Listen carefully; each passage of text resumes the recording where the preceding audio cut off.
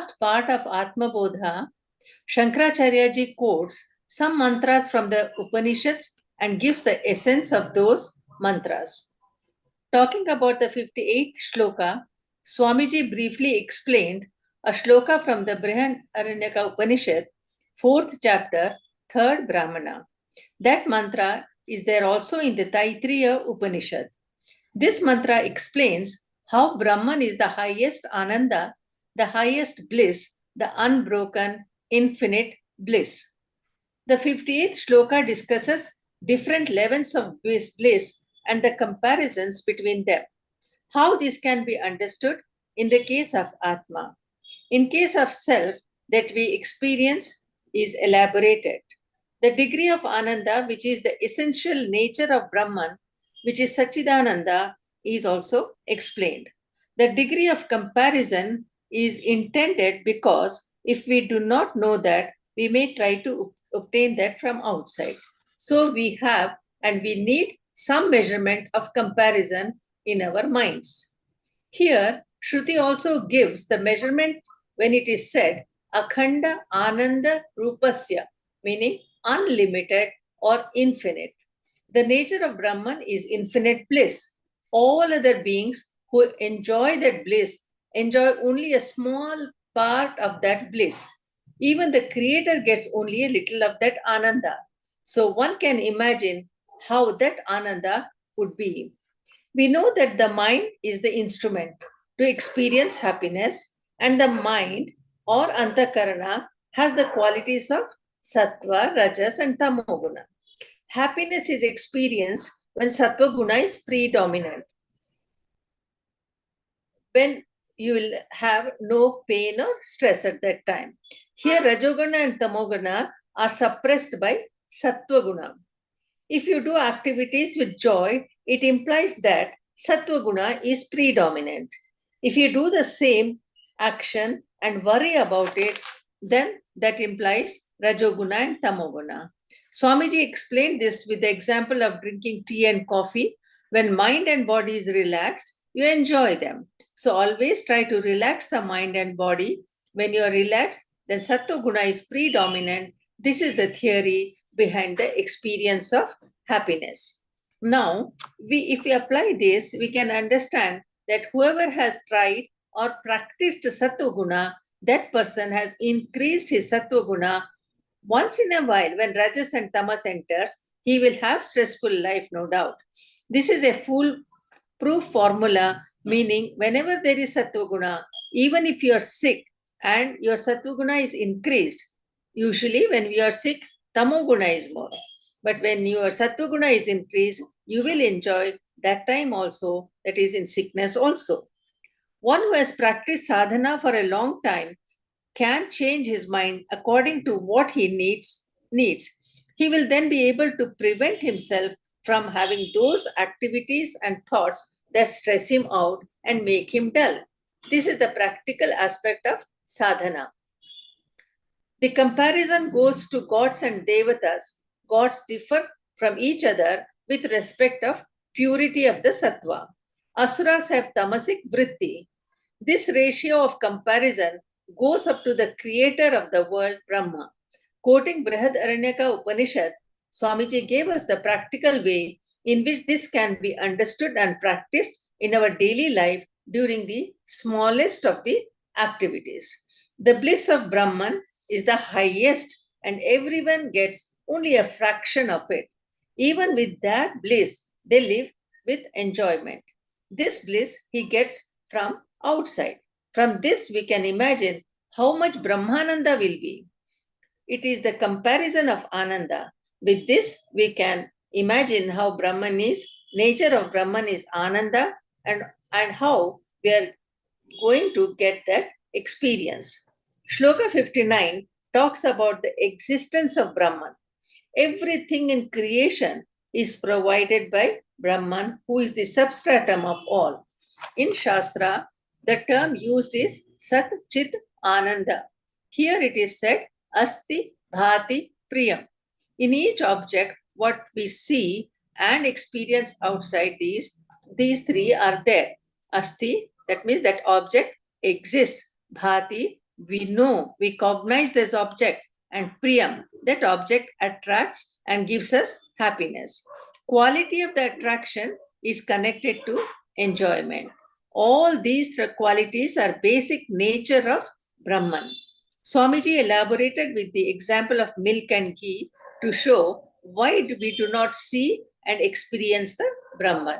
The milk has got ghee in it. If we want to separate ghee from the milk, we have to go through a long process. So too, don't think that because I am not experienced, Brahman is not there. Brahman experience will come after a process, and this process is called sadhana. Brahman is described with negation also. How Brahman is imperishable, imperceptible, incomparable, that Brahman is uncharacterized, that is, without attributes. But we are characterizing Brahman with so many qualities and attributes. If Brahman is all pervading, then how can Brahman be experienced by negation theory? In scriptures, many mantras describe Brahman with the negation, the neti neti, not this theory. This is the ultimate method of sadhana. Usually, when we talk about an object, we find a name. Brahman has no name also. Brihatvat Brahma. Brahman is all pervading. So Brahman is not the name. Brahman has no relationship. Brahman is Nirguna, Nishkriya, and Asanga. None applies to Brahman. Existence, consciousness, bliss are not the speciality of Brahman, but Brahman is existence, consciousness, and bliss. Next, in 60th shloka is also connected to another portion of Brihadaranyaka Upanishad, 3rd chapter, 8th Brahmana, called Akshara Brahmana. It is a beautiful mantra with 25 negations where all qualities of Brahman is negated. In 3rd chapter of Brihadaranyaka Upanishad, there is a debate between Yagyavalakya and other rishis where his Brahmagyana was questioned.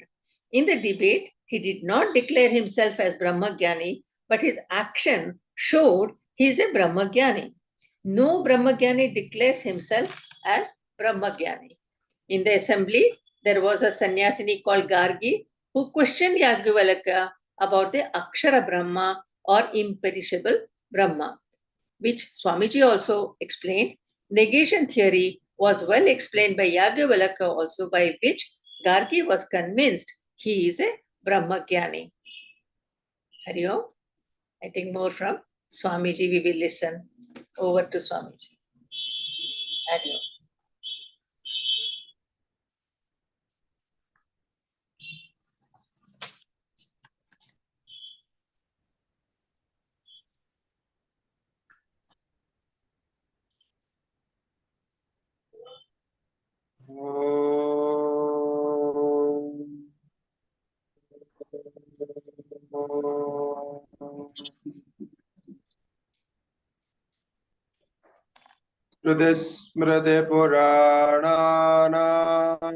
स्मृतिपुराणानामालयं करुणालयं Namami भगवत्पादं शङ्करं लोकशङ्करम् शङ्करं शङ्कराचार्यं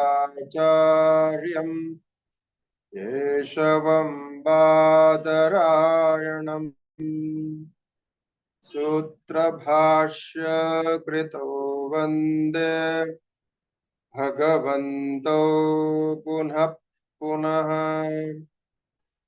ईश्वरो गुरुरात्मेति मूर्तिभेद विभागिने व्योमवद्व्याप्तदेहाय दक्षिणामूर्तये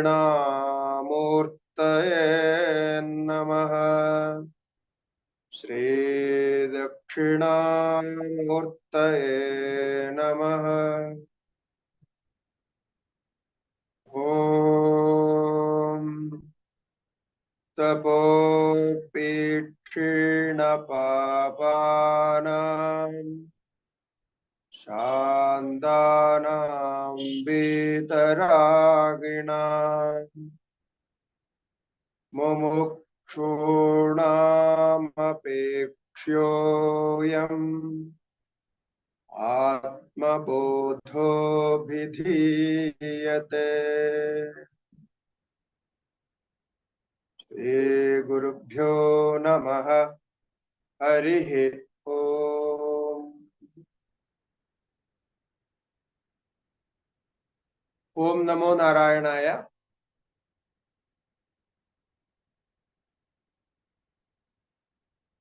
We were discussing the nature of Brahman with the Upanishad quotations. Bhagavad Pada Shankaracharya here,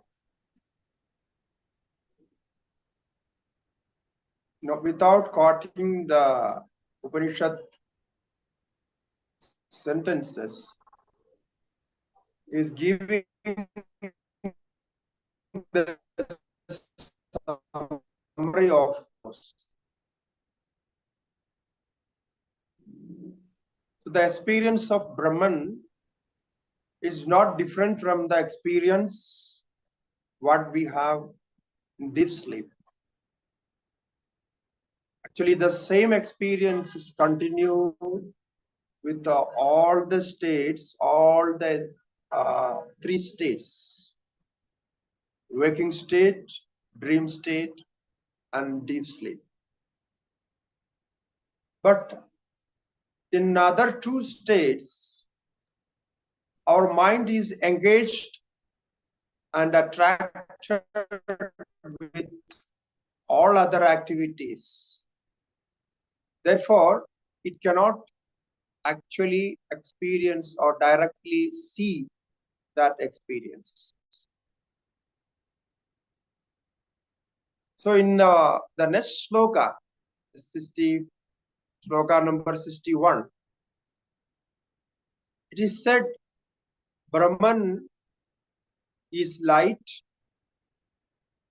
prakasha, but Brahman is the light of all the lights. Brahman is consciousness, and by the light of Brahman, everything is illuminated. One thing we have to remember here, when we talk about the light of Brahman, this light is not the light what we see outside. It's not like the lights like sunlight or the electric lights, because those lights are inners.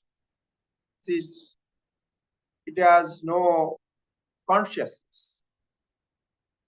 That light can only show objects, but it cannot give you knowledge, or that light is not aware about the objects. So this light of consciousness, when we talk about Atman, that light is knowledge. So the knowledge is called light here. Of course, the manifestation of light is also ultimately from Atma only, because Atma is the material cause as well as efficient cause of this creation. Hence, Atma is everything. If light is created, then that is there.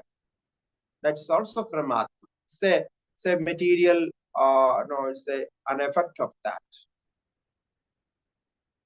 Therefore, in Mundaka Upanishad, now this sloka is the summary of Mundaka Upanishad sloka, which says, न तत्र सूर्यो भाति न चन्द्रतारकम् नेमा विद्युतो भान्ति कुतोऽयमग्निः तमेव भान्तमनुभाति सर्वम् तस्य भासा सर्वमिदं विभाति. So the Upanishad says, na tatra suryo bhati na chandra tarakam. The sun doesn't shine there, not the moon and other stars, nor this lightning. And what about we say, what about Agni? What about fire? So none of these lights shines there. So no sun, no moon, no lightning, no fire. Then all these lights, when he shines, everything shines after him. Tameva bhantam anubhadisar. Tameva, when that Brahman shines, everything else shines after him. Anubhanti sarvam. Tasya bhasa sarvamidam vibhati. By his light, all this is lighted. So, this is the shloka. Now, in this shloka, the Upanishads is conveying us that whatever we see as light is nothing but Atman. So we can meditate on light as Atman. When we look at the full moon, we can contemplate that this beautiful light, what we see, is also from Atman. It's a reflection of Atman. Similarly with sun and all other stars. So that is what is said here. Yad bhasa bhasyate arkadi bhasyer yattu na bhasyate. Yad bhasa bhasyate arkadi bhasyer yattu na bhasyate. Yena sarvamitam bhati tad brahmetyavadharayet. Yena sarvamidam bhati tad brahmetyavadharayet.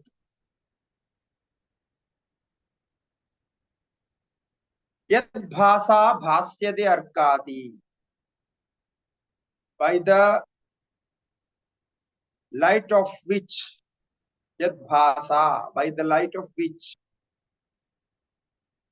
bhasyate arkadi, all these illuminous objects, sun and moon, are illuminated. Yad bhasa bhasyate arkadi. Arka means sun. And adi means others, moon and etc. Bhasye yattuna bhasyate. But this Atma bhasye yattu na bhasyate. Atma is not illuminated by all this. So these wonderful lights cannot illuminate Atma because the energy is coming from Atma and then these lights are illuminated. So this is the meditation there. Yena sarvamidam bhati tad brahmetyavadharayet. By which all this shines, bhati, tad brahmetyavadharaye. realize that as Brahman. So that is the Brahman. So from where we experience knowledge and where we experience our own existence, that is Brahman. Yad bhasa bhasyate arkadi bhasyeryatu na bhasyate ena sarvamidam bhati tad brahmetyavadharayet. So this example is very famous in Vedan, or God is light. So Brahman is the source of light. Brahman is not light, but the source of light.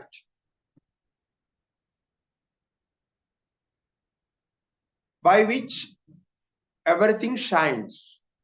Now, even in darkness, we know ourselves. Even in darkness, we can think. Our mind works. Our intellect works. Ego works. So, what is that light? You know, in Brihadaranyaka Upanishad, there is a chapter called Jyotir Brahmanam. Jyotir Brahmanam. Jyotir means light. So there the question is asked, when we are asleep, we see dreams. Now in dreams, there are so many objects. The same as in waking state, we see objects outside. Same objects we see there. Now in waking state, we know without light, we cannot see objects. So in waking state, we need light. We require light for our perception, objective, to see objects. Now, when we see dreams, now this light is not there, because you are sleeping in a room where the outside light cannot reach. So there is no sun, because it is night, and there you have switched off all the lights, but you are seeing objects in dream. So in Brihadaranyaka Upanishad, the disciple asked this question. So when I asleep, when I am seeing objects, which lights help me to see all those objects? Because I know this outside light is not entering into my mind. Because light can enter, light can be recognized only by eyesight. So once the eyes are closed, so you can't see light. So now you see, say, very interesting experience, that without light, we can't see, that is for sure. There is no doubt. If you want to see any object, you need light. So then the disciple asked there, how I see in dream. So that is the light of Atma. It means there is no light from outside. This light, this inert light is not there. There is no energy supply for light. But you see everything there. And you cannot deny that I am not seeing. I am only experiencing. Because you are seeing everything there. Sometimes you are afraid with the objects what are seen there. And sometimes you are happy with those objects. So you can't deny that I am not seeing it. You are definitely seeing it. But not with this eyesight. Everything is happening in mind. So only thoughts are there. Now these thoughts are illuminated. Or we can say the objects in the thought are illuminated. Otherwise, the seeing is not possible. Now, this you are not seeing with this eyesight, and this light is not there. So, how you could see? So that is the light of Atma. That is the light of Atma. Meditate on that. So in Jyotir Brahmana, it is beautifully described. If anybody like to read that part of Brihadaranyaka Upanishad, you will definitely enjoy. So beautiful and so systematically established. So it's Brihadaranyaka Upanishad, 4th chapter, 3rd part. So if you have a translation of that, please do read that. So 4th chapter, 3rd Brahmana. It's called Jyotir Brahmana. His name is Jyotir Brahmana. Jyotir means light. So that is what discussed here. Now you see, these Upanishads, how deeply they analyze our own existence. Now, since our birth, we are seeing all this. We had seen thousands and thousands of dreams. We enjoyed it. Some of the dream we want to see again, but unfortunately they are not repeating, but we enjoyed it. But we never thought about this, how I could see these dreams, how I am enjoying them. Who is the enjoyer? Who is giving this experience? And from where those objects are produced? And from where we get the light to see? No?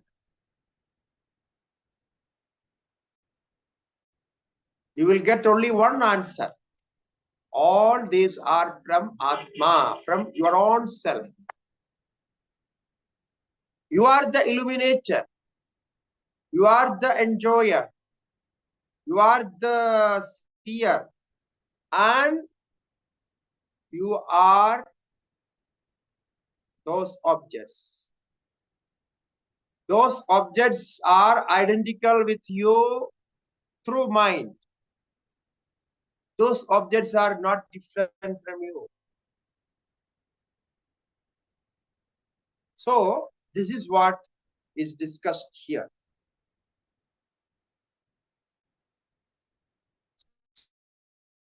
Now you see,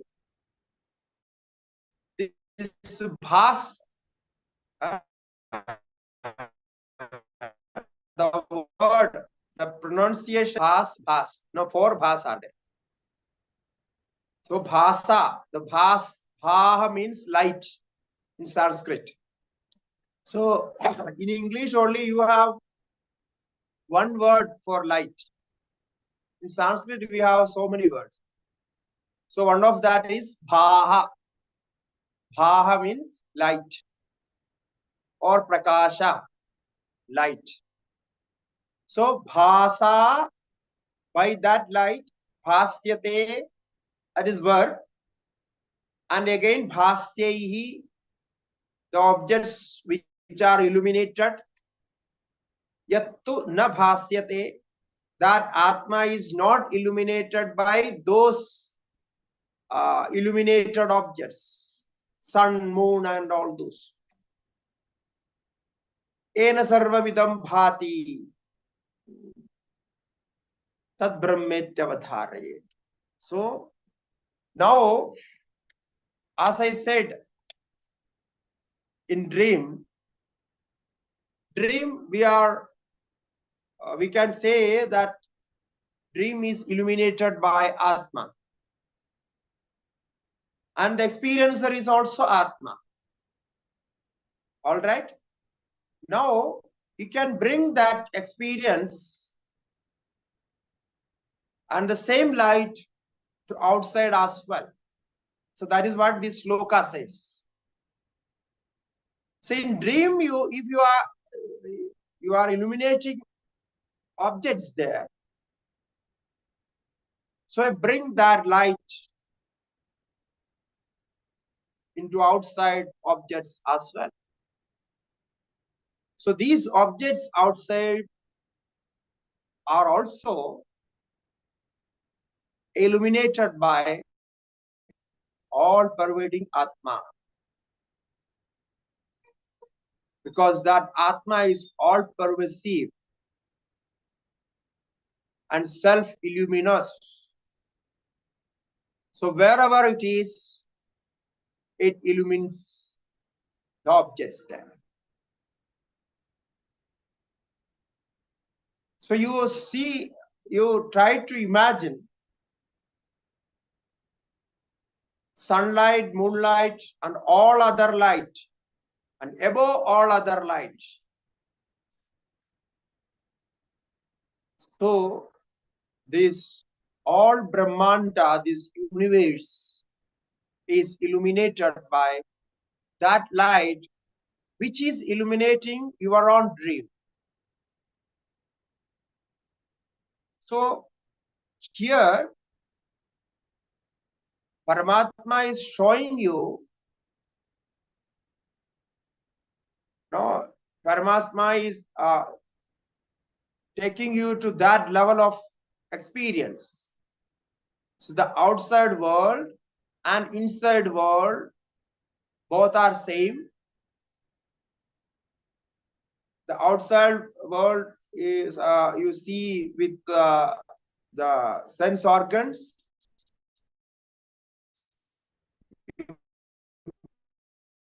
Perceive or experience through mind. That is only difference. But inside world is a miniature of outside world. The inside experience is a repetition of outside of experience. So this is the difference.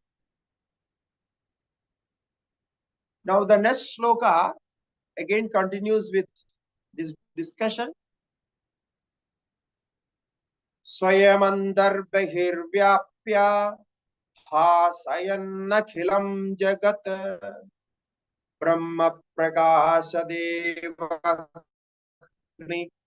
pradaptaya sapindavat. So in this shloka,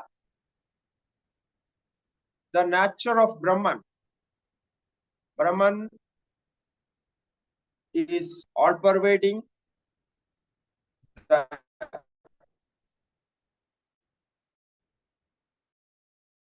events of Brahman is discussed here. Ayam andar bahir vyapya bhasayan akhilam jagat. Just now what we discussed, the same matter. Akhilam jagat, this entire universe.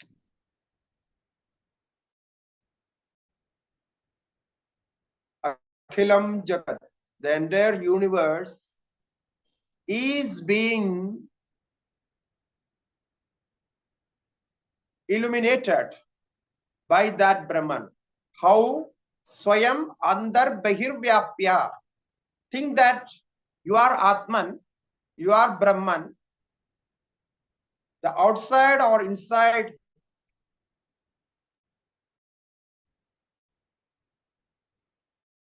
you are the only existence. The Swayam antaha bahihi. So that Atma, that self, is outside and inside. And Vyapya, having pervaded inner and outer, outside and inside. Bhasayanna akhilam jagat. Bhasayan means, as the last sloka said, illuminating. But here we can say penetrating. Actually, all the activities are done by or penetrated by the same Atma. The Atma is that is what is called illuminating. Illuminating means only not giving light, it's not showing. It's not only that you can see objects outside, but it's giving energy to all the actions outside. Now, what is the definition of inert?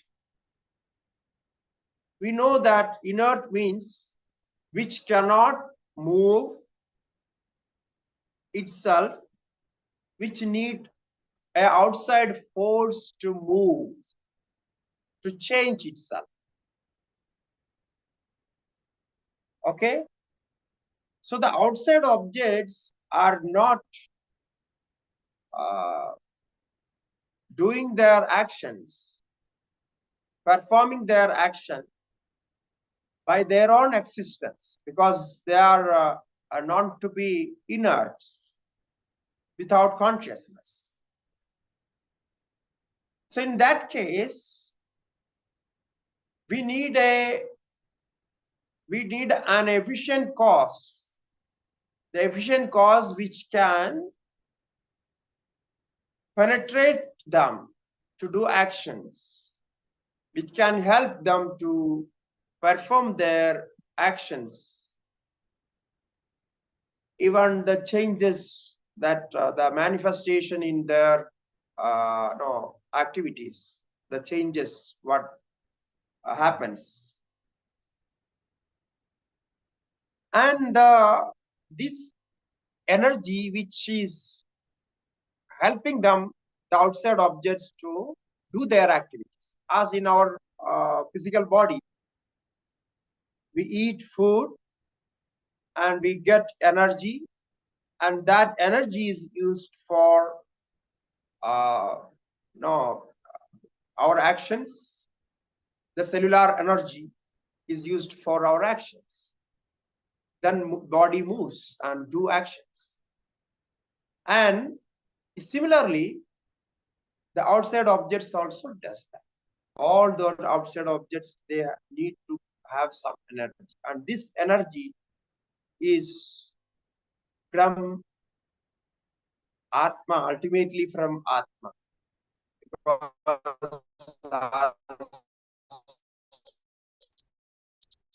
We have seen it, the sun and moon and all other luminous objects. This way, the presence of Atma, the entire universe moves. They manifest their own. Seems to be they are manifesting their own, but there is a force of energy behind it. So this is what mentions here. Swayam andar bahirvyapya bhasayan akhilam jagat brahma prakashate vahni pratapta ayasa pindavat.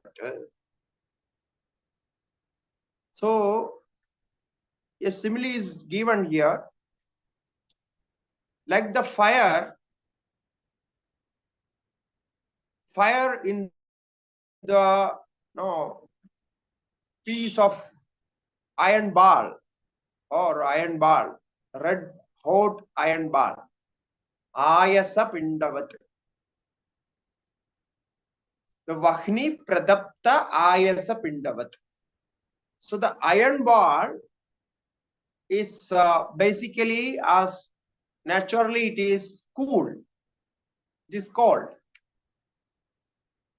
And when it is connected with, in contact with fire for a long time, it gets heated, and then it appears to be fire itself. Now, the iron ball is naturally without fire. It has no quality of fire. But in contact with fire for a long time, it appears to be fire. It becomes fire.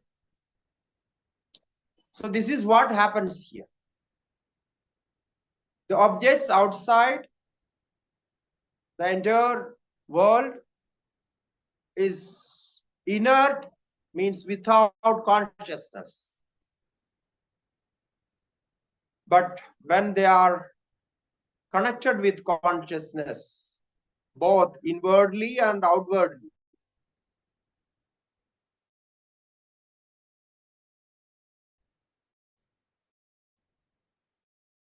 they become conscious, like our physical body. The physical body is inert.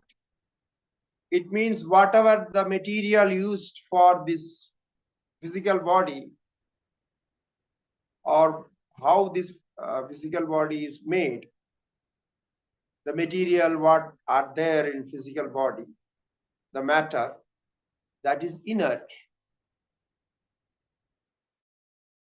But in connection with consciousness, when the consciousness is reflected,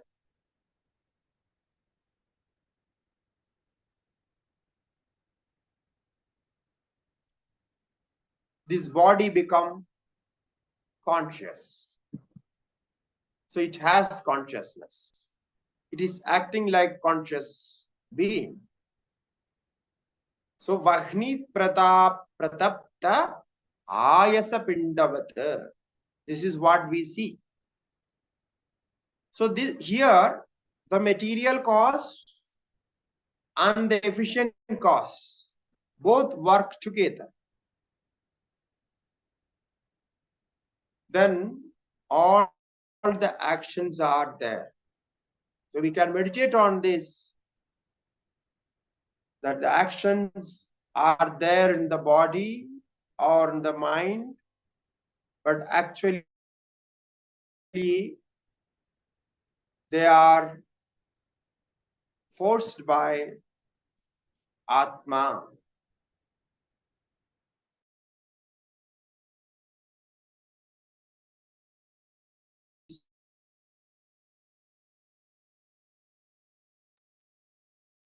Swamiji, we are not hearing. Something wrong with the Consciousness, only consciousness.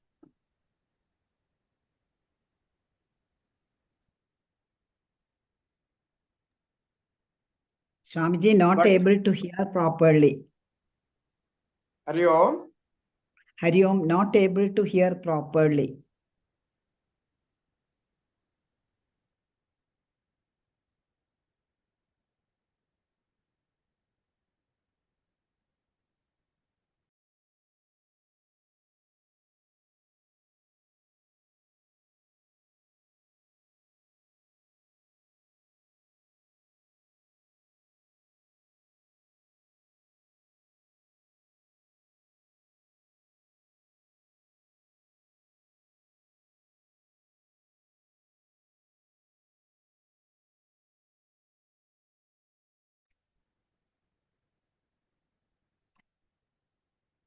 Not able to hear? Now it's okay? Okay. Yeah, there is some disturbance in internet. Now, today I heard that all world has some disturbance. So it might have affected Uttarakashi also. Okay. So now you see the force behind is very important. The force behind is not working, he can't do anything. So therefore, meditate on Atma. So here the iron ball example is famous in Vedanta. The iron ball is basically it has no heat, but with the connection with the fire, it gets heated. Now, the shloka 63. This is another important shloka, which is again going to discuss the cause and effect theory. Now, what we have learned before. The effect is nothing but cause. There is no separate existence for effect when separated from cause. So that is discussed here. Jagat vilakshanam brahma brahmanonyat na kinchana brahmanyat phadi chet mithya yatha marumarichika. Jagat vilakshanam brahma. Jagat vilakshanam brahma. The Brahma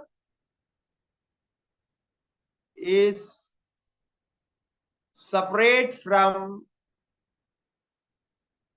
Jagat, universe. Brahman is other than universe or separated from universe.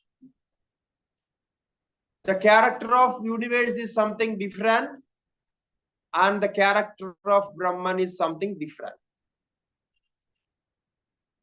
Okay. Brahmano anyat na kinchana. Then it says, other than Brahma, nothing exists. Other than Brahmana, Brahmano anyat. Other than Brahman, nothing exists. Anyat na kinchana. Now you can see the contradiction here. You will not understand this. Why the first part says Jagat Vilakshanam Brahma. Brahman is different from Jagat, universe, what is created. And the second part says Brahmano Anyat na Kinchana. There is nothing other than Brahma. Okay. Then the third part says Brahma Anyat Bhadi Ched Mithya. If you see anything other than Brahma, anything other than Brahman, then that is mithya, unreal. Yatha marumarichika. That is example that we will see the example later. Now, so we will see one by one. See, there is a theory called cause and effect theory.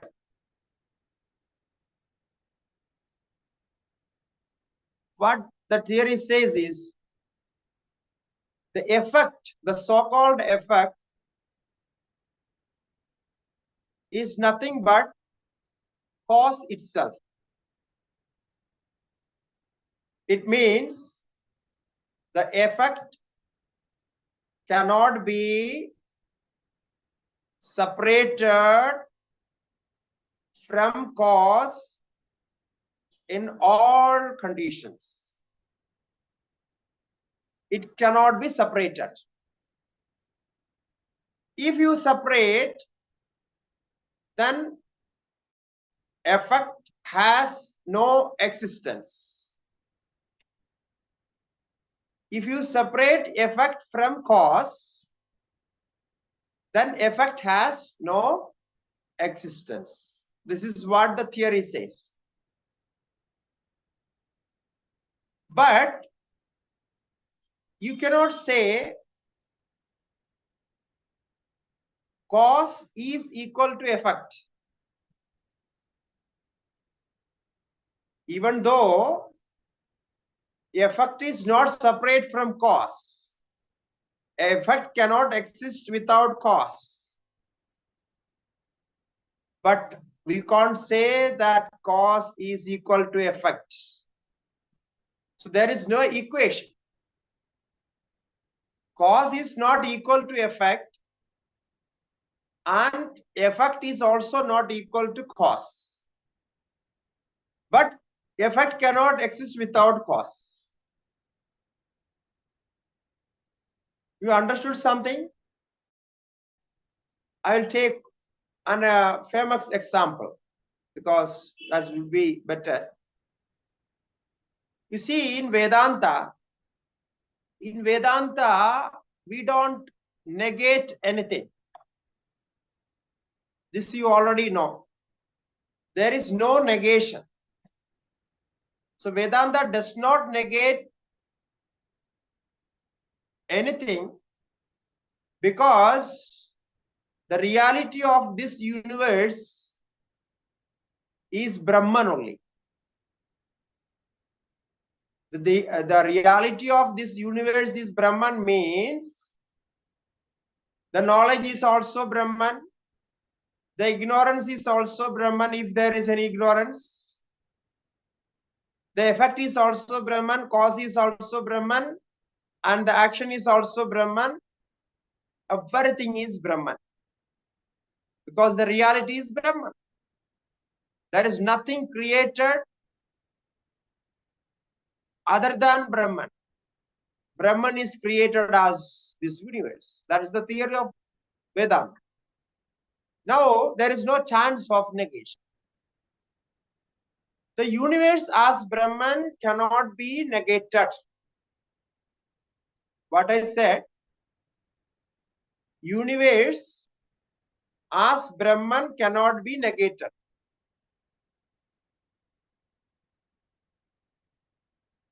But the universe separate from Brahman can be negated. If you separate this universe from Brahman, you say, no, this universe is not Brahman. No, it cannot be Brahman. No, I don't believe in that. Then what you see, what you perceive, what you cognize is all wrong, all mithya. So that is what it says, Brahma anyad bhadi chet. If you see anything other than Brahman, then you are in wrong understanding. So this is the trick here.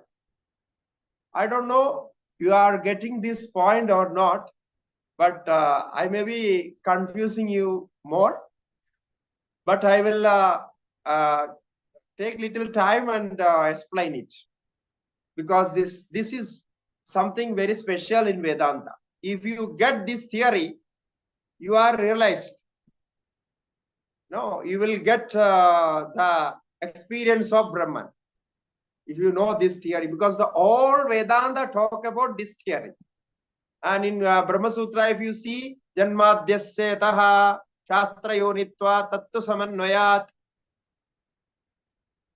it's talking about this theory. Sadeva saumedam agra asit tat edham darhya vyakritam asit tad nama rupabhyam vyakriyata. So Vedanta wants to teach you that whatever you experience, outside or inside, is nothing but Brahman. If you see anything different from Brahman, you think that, oh, this is not Brahman, this nama, this name and this form and this is not Brahman. If you see that, then you are missing the point. Therefore, you are seeing or whatever you experience is unreal.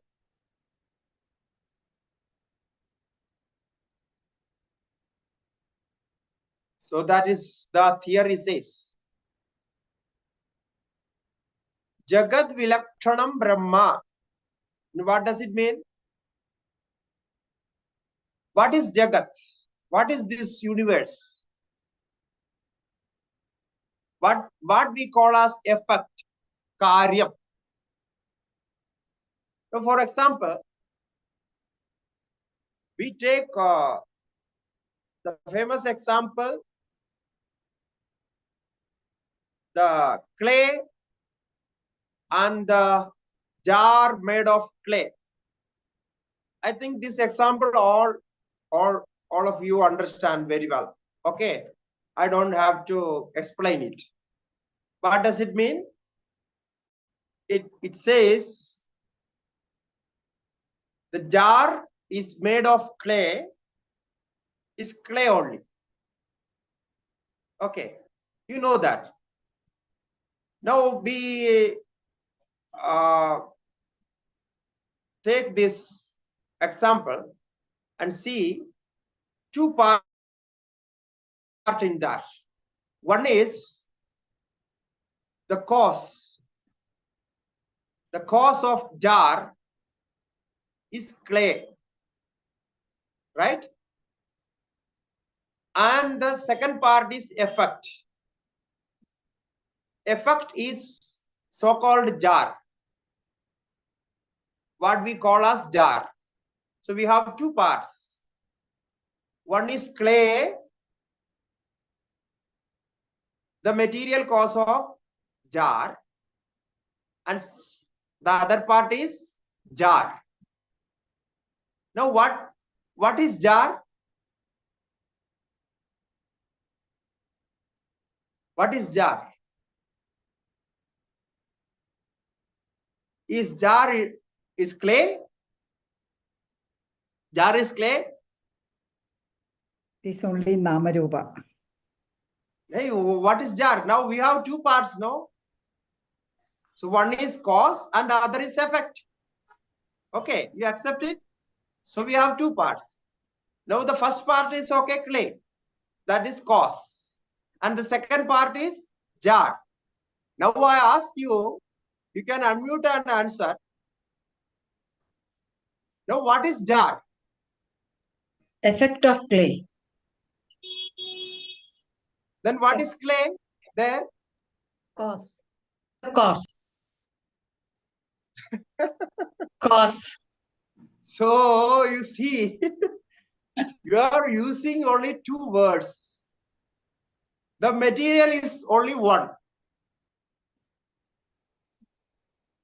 In jar, jar means clay, and clay means clay, and clay is equal to clay.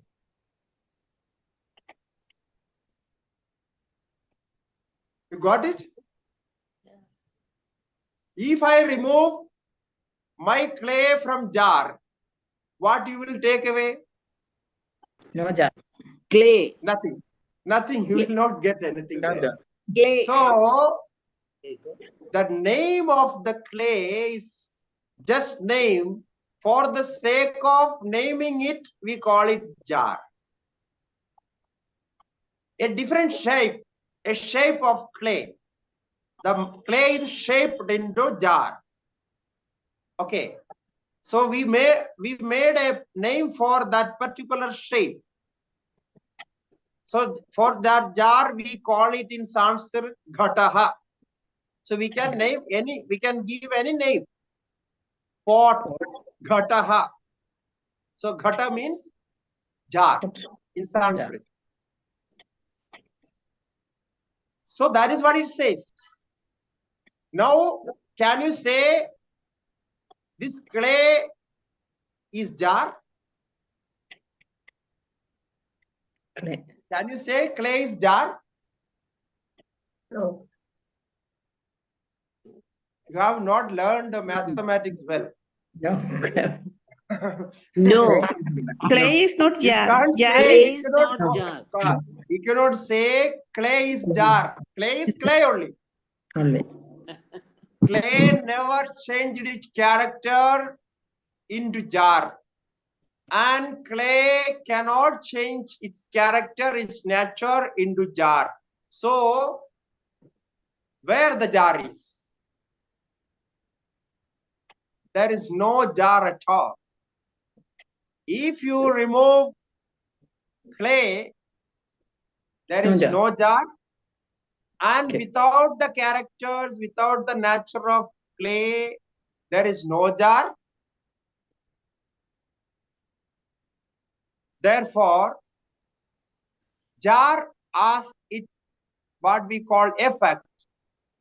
Even this effect is a name for the sake of conversation, for the sake of learning. We use the name effect. Actually, there is no effect. Only clay is there.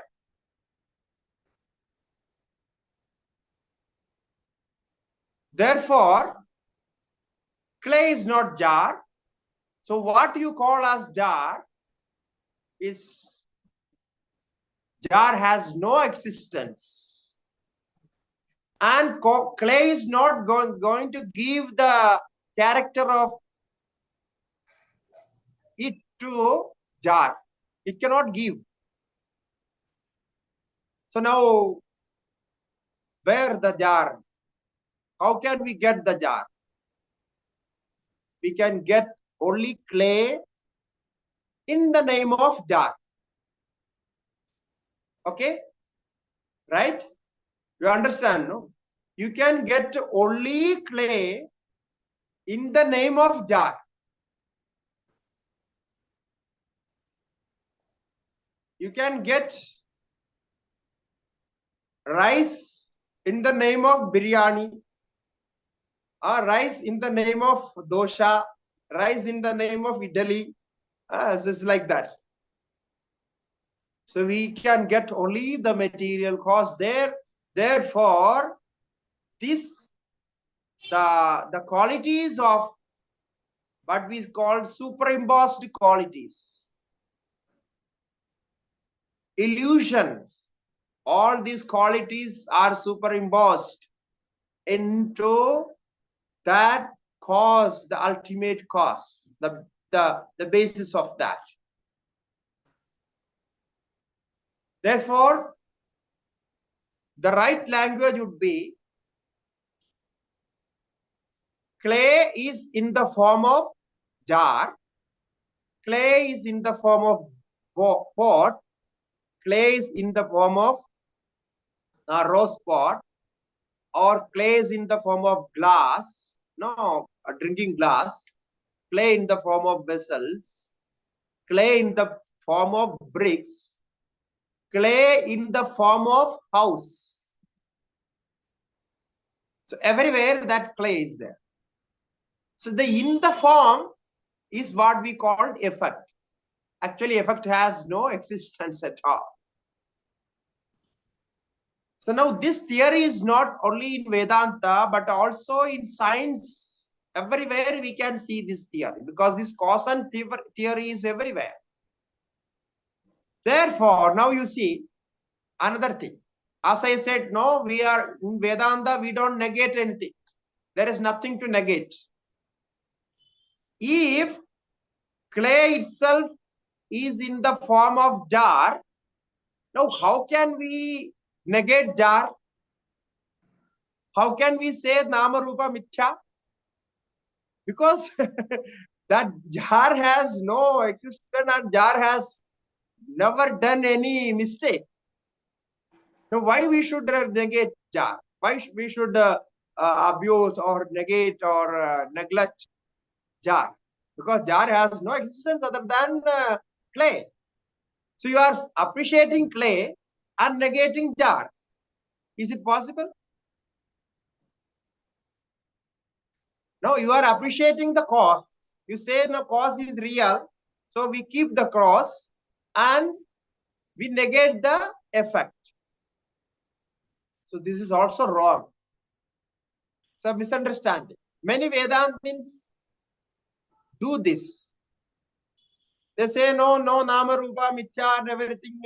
You says all neglected. There is no nama rupa, nothing. They neglect. You can only neglect when you don't see the reality in that.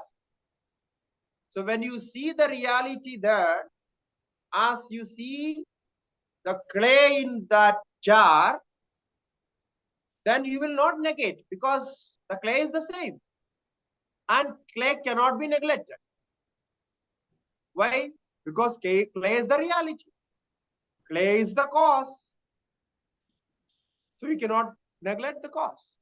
And clay has not changed its character. So the Brahman has not changed its character. Brahman is Satchidananda. And your illusion projects the universe of name and form and makes it appear as other than Brahman. So this is an important point. Brahma anyad bhadi chet mithya. I think that massage oil. It means the Ayurveda you have wrongly understood the illusion in your mind, the precondition in your mind projects outside objects with different names and forms. And then appearingly you deal with them, appearingly you get some enjoyments, appearingly you suffer from that. So therefore, these objects outside, if those objects are from Brahman, the source is Brahman, then it cannot be neglected. So there is a sentence in the commentary of Brahma Sutra by Bhagavatpada Shankara ji. He is explaining this cause and effect here. He says, Ananyatvevi karyakaranayoho karyasya karanatmatvam natu karanasya karyatmatvam vetirekena abhavaha karyasya. So the same thing is made no, here what we see in the 63 sloka. He says, Ananyatvevi karyakaranayoho. The cause and effect is identical. They are not different. Okay, karyakaranayoho ananyatvevi. Unseparable. They are identical. And that's okay.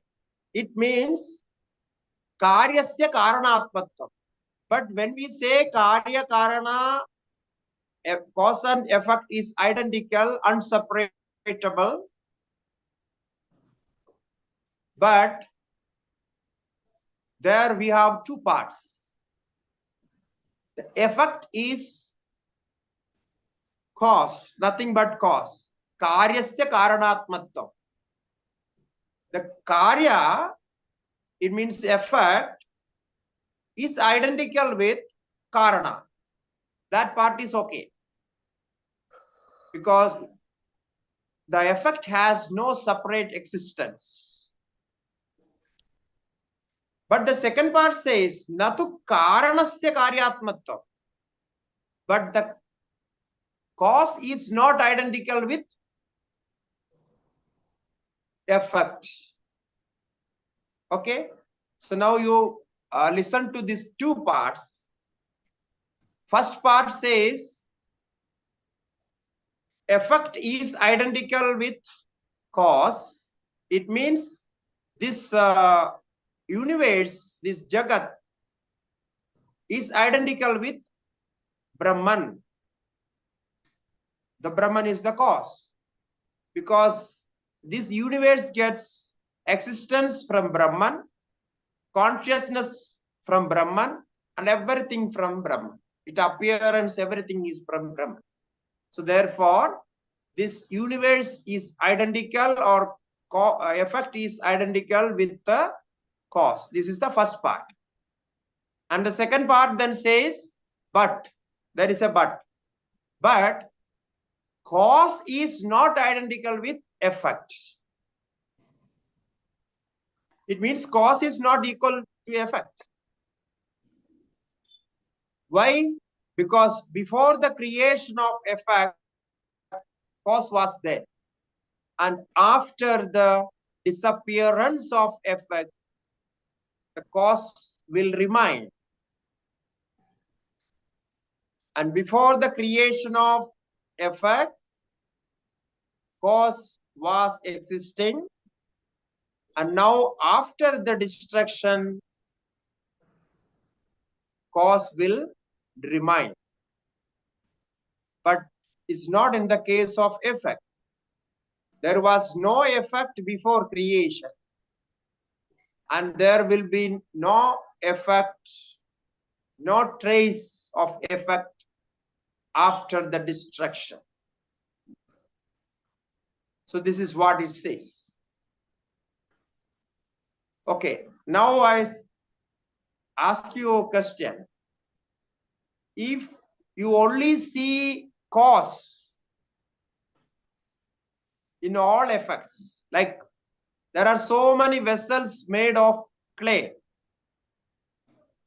okay, or there are so many ornaments made of gold. Okay, so you see, when you enter to a goldsmith's gold shop, where you like to buy ornaments, so what do you see when you enter the that shop? So many different type of varieties of ornaments. You will spend hours there to see those ornaments if you like gold, because most of the people, they love gold, the shining of the gold. They spend so much money to buy gold. Especially, I think in the whole world, only in India we use so much of gold. So people love to wear gold anyway. So when they enter to buy gold, they see so many different shapes. So they spend hours to see all the varieties, the ornaments. But one person entering to that gold shop, if he sees only gold, no ornaments, no shape of, he doesn't care for shapes. He's only aware, he only wants gold. So then what would he see? All what is seen outside in different shapes, for him, it is only one gold. In that gold, there is no shape, because shape doesn't matter. So there is no creation for him. So the gold is not created now. Only shape is created. So he doesn't care for shape. He is only caring for the gold, the material cause. So that material cause, if you see only gold, you don't care about shapes, you don't you are not interested in shapes, then there is no creation for you. So the clay is not created. The gold is not created. Only the shape is created. And shape is your creation. So you create whatever you love, create. Your mind creates, because all those ornaments and different shapes and things you see there, those are the creations of that, the creator of that goldsmith who works on that. So his mind is created there. Therefore, there is no creation other than your own mind. You give importance to creation, the shape of that. Therefore, the nama, the name, and the form is created by your own mind. So what you love to call an object, you call it.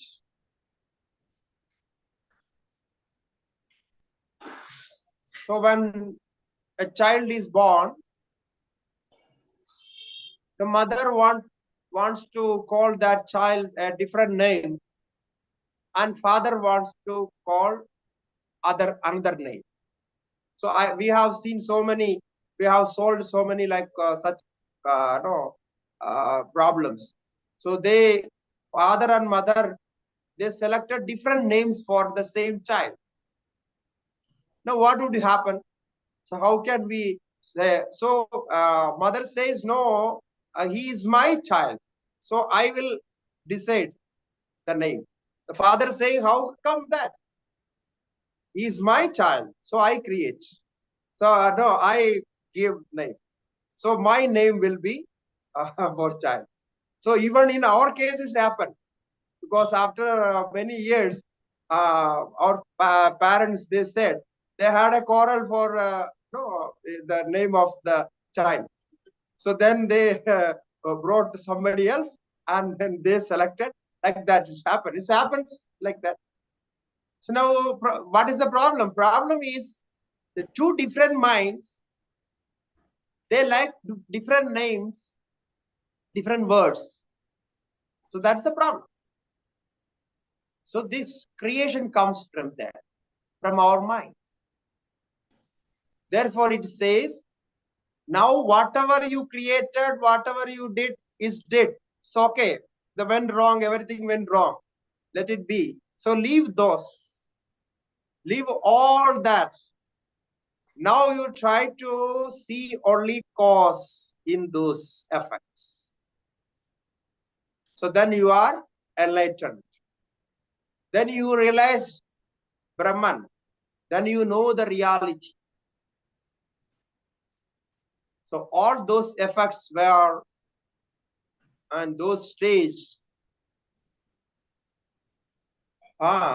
with an ignorant mind creates all those.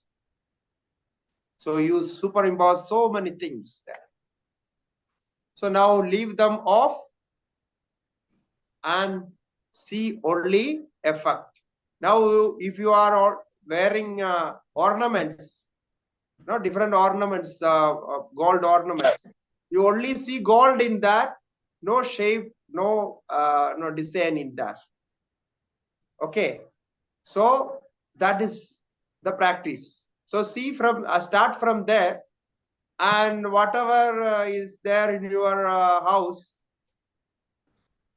see all those objects and try to find the cause of those objects and make them singular.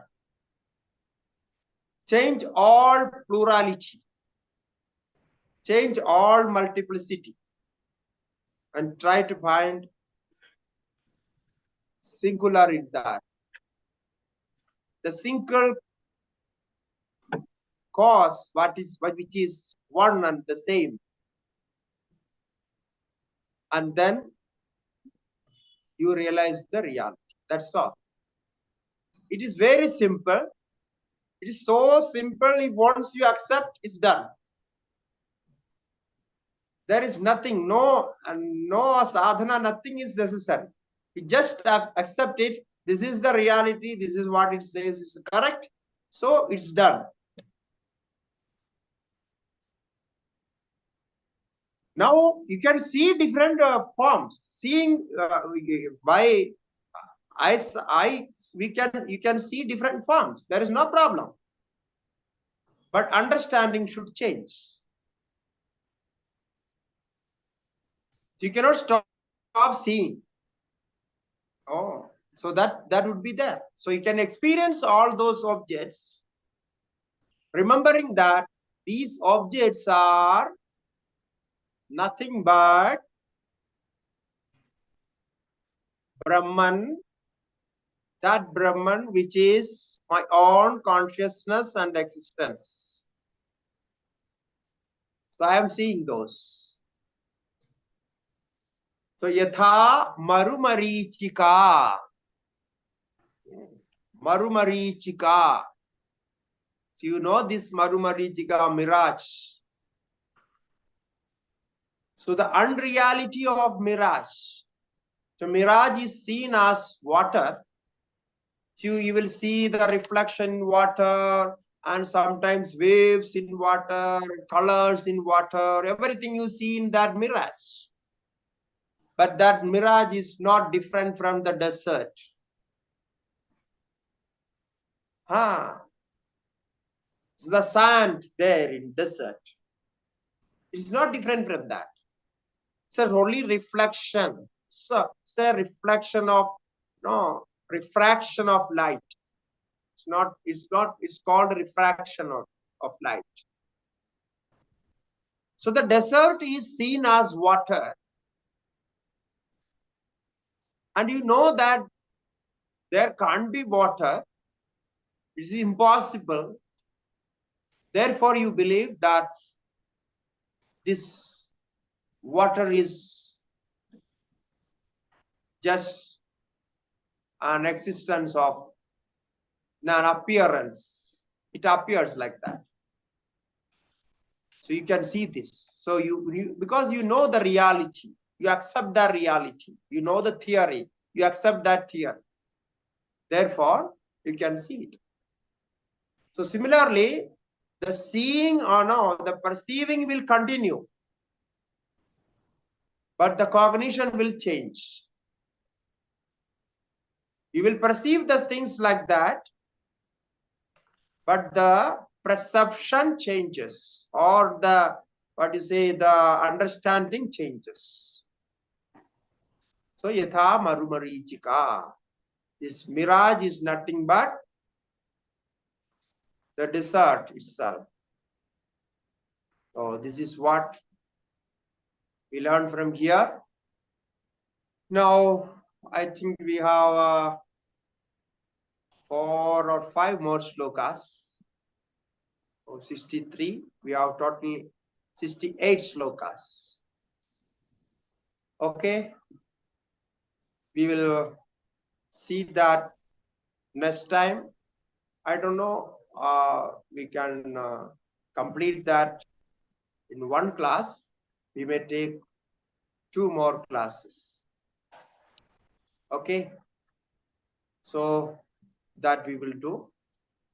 And yeah, tomorrow, we know tomorrow is Guru Purnima. We call it Guru Purnima.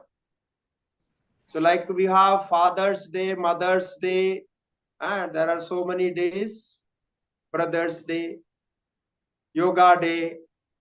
So we have this Guru's Day. Guru Purnima is Guru's Day. That is the language we understand. So our great Guru, Krishna Dvaipayana Vedavyasa,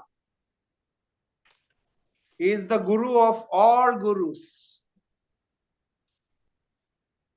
is an incarnation of Lord Vishnu himself. We believe that. So he did great work for us. So what we are enjoying today, what we are learning today is because of him. So therefore, we have so much reverence and gratitude towards our Vedavyas ji. So tomorrow is his birthday, no? According to the Puranas. But he doesn't say you should, you all should celebrate my birthday. He says, Atmano Guru Atmaiva Purushasya Visheshatah. In Bhagavata Purana, 11th Skanda, Vedavyasji says, Atmano Guru Atmaiva. You are the Guru for you, because Atma is the Guru for all. Atmano Guru Atmaiva Purushasya Visheshatah. And Guru Brahma, the Brahma is also Guru, Vishnu is also Guru, Shiva is also Guru, our masters are also Guru. But when we learn something from somebody whom we respect, so we feel gratitude towards that person. To show that gratitude and satisfy ourselves, we do worship, we do all the offerings and samarpanams to that person. Because giving right knowledge is a great service. Giving food, serving food is also service. Giving shelter is also service. Treating people is also service. Helping people is also service. If you give medicine for diseases, that's also service. If you protect somebody from suffering, that's also service. But all those services are limited in physical level. All those services are mortal services. He cannot make a person immortal by giving food, because food is an essential need, but it's needs for, it says need of body, physical body. So all those so-called services are mortal and limited. But the knowledge is immortal. Because this knowledge takes you from this mortal body identification, superimposition, to the immortal experience of realization. Immortal experience of liberation, emancipation. Therefore, that Guru who shows you the path of immortality is greater than anybody, anything. So therefore, yearly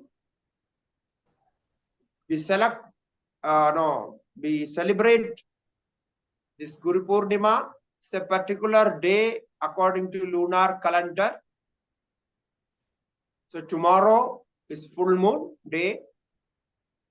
So we celebrate that. And In our Vedas, it's said, without Guru, Amadruman, Pidruman, Acharyavan, Veda, Acharyavan, Purusho, Veda, Acharyadhi Vidya, Sadishtham Prapaditi, Acharyastu te Gadim Vakta, Yasya Deve Parabhaktir Yatha Deve Tatha Guru, Tasye Kathita Hyartha Prakashante Mahatmanaha. It's all grace of Guru. The Vedas says, without Guru, you cannot know. So, Acharyat eva vidita vidya sadishtham prapata. If you learn yourself, that knowledge will not grant you the ultimate truth. You will get some information. But for the experience of that truth, one should learn from a master. This is in Chandogya Upanishad. So the Guru is necessary. And the devotion, how we have devotion towards God, in Shvetashvatara Upanishad says the same devotion one should have for Guru as well. So yasya deve para bhakti yatha deve tatha. So therefore, we can all pray to a great masters or of our Vedantic and our tradition. So we pray to all those masters to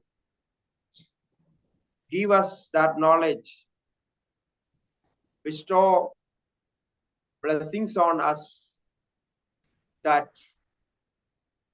we could realize ourselves, we could realize that Supreme Brahman in this very birth here, in this very birth. So you can do prayers tomorrow or chant something for Guru and do meditate on Guru. So that would do. So we will also have some puja, as here we have a tradition of that puja and system like this. And yeah, that's just I told you about Guru Purnima of Hari Om. So today we won't have questions because it's already late. So next time we will discuss all this. Hari Om. Swamiji, can you have live stream of tomorrow's pujas at your place? We try to do, because I think that won't be possible because so many people will come, and where the puja is performed, they're keeping this video and all those won't be possible. Let us see if something happens, we will do that. Otherwise, the recording will come because that will disturb the thing there. Because tomorrow we have some sannyas, diksha and all those program also. So let us see what happens. The last time I think we have recorded something. Yeah. Yes, we got More or less the same thing is done. Because but still, we would like to see it. Yeah, we will. We will try tomorrow. We'll just engage somebody to record, and then we will stream in the next day or something. Okay? Hari Om. So good wishes for Guru Purnima. Hari Om. Our pranams to Swamiji from all of us. Thank you. Hari Om.